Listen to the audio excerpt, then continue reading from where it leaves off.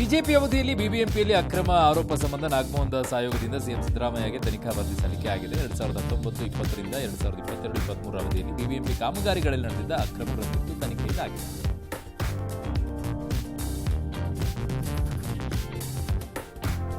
ಆಂಧ್ರಪ್ರದೇಶ ಮುಖ್ಯಮಂತ್ರಿ ಚಂದ್ರಬಾಬು ನಾಯ್ಡು ಅವರು ವಿಶಾಖಪಟ್ಟಣದಲ್ಲಿ hop on hop off double decker ಬಸ್ಗಳನ್ನು ಉದ್ಘಾಟಿಸಿದರು. ನಂತರ ಸಾರ್ವಜನಿಕ ಪ್ರತಿನಿಧಿಗಳೊಂದಿಗೆ ಬಸ್ನಲ್ಲಿ ಪ್ರಯಾಣ ಮಾಡಿದರು. ಟಿಕೆಟ್ ದರವನ್ನು 500 ರೂಪಾಯಿಗೆ ನಿಗದಿಪಡಿಸಲಾಗಿದ್ದು, ಪ್ರವಾಸಿಗರ ಅನುಕೂಲಕ್ಕಾಗಿ ಸರ್ಕಾರ ಅರ್ಧದಷ್ಟು ವೆಚ್ಚವನ್ನು ಭರಿಸಲಿದೆ ಅಂತ ಸಿಎಂ ಚಂದ್ರಬಾಬು ನಾಯ್ಡು ಹೇಳಿದರು. ಇವತ್ತು ನಟ ಸುದೀಪ್ ಅವರ ತಾಯಿ ಸರೋಜಾ ಅವರ ಹುಟ್ಟುಹಬ್ಬ. ಹೀಗಾಗಿ ತಾಯಿ ಹೆಸರಿನಲ್ಲಿ ಹಸಿರು ಕ್ರಾಂತಿಗೆ ಸುದೀಪ್ ಮುಂದಾಗಿದ್ದಾರೆ. Very good, super. ಪ್ರತಿ ಮರಕ್ಕೂ ಒಂದು ಕಥೆ ಇದೆ. ಹೌದು, ಈ ಮರವು ನನ್ನ ಅಮ್ಮನ ಕಥೆ ಹೇಳಲಿ ಅಂತ ಭಾವುಕರಾಗಿ ಮರ ತೆಂಗಿನ ಸಸಿಯನ್ನು ಐಪಿಎಲ್ನ ರಾಜಸ್ಥಾನ್ ರಾಯಲ್ಸ್ ತಂಡದ ಮುಖ್ಯ ಕೋಚ್ ಹುದ್ದೆಗೆ ರಾಹುಲ್ ದ್ರಾವಿಡ್ ರಾಜೀನಾಮೆ ನೀಡಿದ್ದಾರೆ. ರಾಹುಲ್ ಹಲವು ವರ್ಷಗಳಿಂದ ರಾಯಲ್ಸ್ ಪಯಣದ ಅವಿಭಾಜ್ಯ ಅಂಗವಾಗಿದ್ದರು.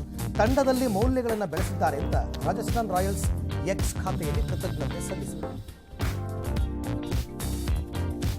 ಬೇಟೆಗೆ ಚಾಕು ಹಿಡಿದು ಪರಾರಿಯಾಗೋಕೆ ಯತ್ನಿಸಿದಂತ ಗ್ಯಾಂಗ್ ರೇಪ್ ಆರೋಪಿಯ ಕಾಲಿಗೆ ಕಿತ್ತೂರು ಪೊಲೀಸರು ಗುಡ್ಡ ಹಾರಿಸಿದ್ದಾರೆ.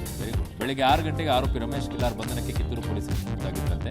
ವೇಳೆ ಆರೋಪಿ ಪೊಲೀಸ್ ಪೇದೆ ಶರೀಫ್ ದಫೇದಾರ್ಗೆ ಚಾಕುವಿನಿಂದ ಪರಾರಿಯಾಗೋಕೆ ಯತ್ನಿಸಿದ್ದಾನೆ. ಕಾಲಿಗೆ ಹಾಕಿಕೊಂಡಿದೆ. ಹೊಸಪೇಟೆಯಲ್ಲಿ ಗಣೇಶ ಮೆರವಣಿಗೆ ವೇಳೆ ಯುವಕನೋರ್ವ ಹುಚ್ಚಾಟ ನಡೆದಿದ್ದಾನೆ. ಗಣೇಶ ವಿಸರ್ಜನೆ ಮೆರವಣಿಗೆ ವೇಳೆ ಪಟಾಕಿ ಬಾಕ್ಸ್ ಅನ್ನ ತಲೆ ಮೇಲೆ ಹೊತ್ತು ಸಿಡಿಸಿದ್ರಿಂದ ಕೆಲಕಾಲ ಆತಂಕದ ವಾತಾವರಣ ನಿರ್ಮಾಣ ಆಗಿತ್ತು. ಹೊಸಪೇಟೆಯ ಜಾಮಿಯಾ ಮಸೀದಿ ಬಳಿ ಈ ಘಟನೆ ಆಗಿದೆ. ದೆಹಲಿಯ ಪ್ರಸಿದ್ಧ ಕಲ್ಕಾಜಿ ದೇವಸ್ಥಾನದಲ್ಲಿ ಸೇವಾದಾರನ ಹತ್ಯೆಯಾಗಿದೆ. ನಿನ್ನೆ ತಡರಾತ್ರಿ ದೇವಸ್ಥಾನದ ದರ್ಶನಕ್ಕೆ ಬಂದಂತ ಭಕ್ತರ ಗುಂಪು ಪ್ರಸಾದದ ವಿಚಾರಕ್ಕೆ ಜಗಳ ಮಾಡಿದೆ. ಜಗಳ ತಾರಕಕ್ಕೇರಿ ಸೇವಾದಾರ ಯೋಗೇಂದ್ರ ಸಿಂಗ್ ಮೇಲೆ ಹಲ್ಲೆ ನಡೆಸಿದ್ದಾರೆ. ದಕ್ಷಿಣಪುರಿ ನಿವಾಸಿ ಅತುಲ್ ಪಾಂಡೆ ಎಂಬಾತನನ್ನ ಪೊಲೀಸರು ಬಂಧಿಸಿದ್ದಾರೆ. ಕೇರಳದ ಕೊಚ್ಚಿಯ ಕೆನರಾ ಬ್ಯಾಂಕ್ ಕ್ಯಾಂಟೀನ್ನಲ್ಲಿ ಗೋಮಾಂಸ ನಿಷೇಧಿಸಿ ರೀಜನಲ್ ಮ್ಯಾನೇಜರ್ ಆದೇಶ ಮಾಡಿದರು. ಈ ಆದೇಶವನ್ನು ಬ್ಯಾಂಕ್ ಸಿಬ್ಬಂದಿ ವಿರೋಧಿಸಿ ಪ್ರತಿಭಟನೆ ಮಾಡಿದ್ದಾರೆ. ಅಲ್ಲದೆ ಬ್ಯಾಂಕ್ ಬಳಿಯೇ ಗೋಮಾಂಸ ಪಾರ್ಟಿಯನ್ನು ಆಯೋಜನೆ ಮಾಡಿದೆ. ಹಾರ್ಟ್ ಡಾಕ್ಟರ್ ಆಸ್ಪತ್ರೆಯಲ್ಲಿ ರೌಂಡ್ಸ್ ಹಾಕ್ತಾ ಇದ್ದಾಗಲೇ ಹಾರ್ಟ್ ಅಟ್ಯಾಕ್ನಿಂದ ಸಾವನ್ನಪ್ಪಿರುವ ಘಟನೆ ಚೆನ್ನೈನಲ್ಲಿ ಆಗಿದೆ.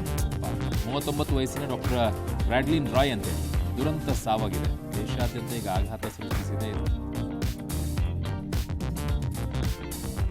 ರಷ್ಯಾ ಉಕ್ರೇನ್ ನಡುವಿನ ಯುದ್ಧ ಇನ್ನೂ ನಿಲ್ಲುವ ಲಕ್ಷಣ ಕಾಣಿಸ್ತಿಲ್ಲ. ರಷ್ಯಾ ಪಡೆಗಳು ತಮ್ಮ ಕಾರ್ಯತಂತ್ರದ ಪ್ರಮುಖ ಸ್ಥಳವನ್ನಾಗಿ ಮಾಡಿಕೊಂಡಿದ್ದ ಸೇತುವೆಗಳನ್ನು ಉಕ್ರೇನ್ ಸೇನೆ ಧ್ವಂಸಗೊಳಿಸಿದೆ.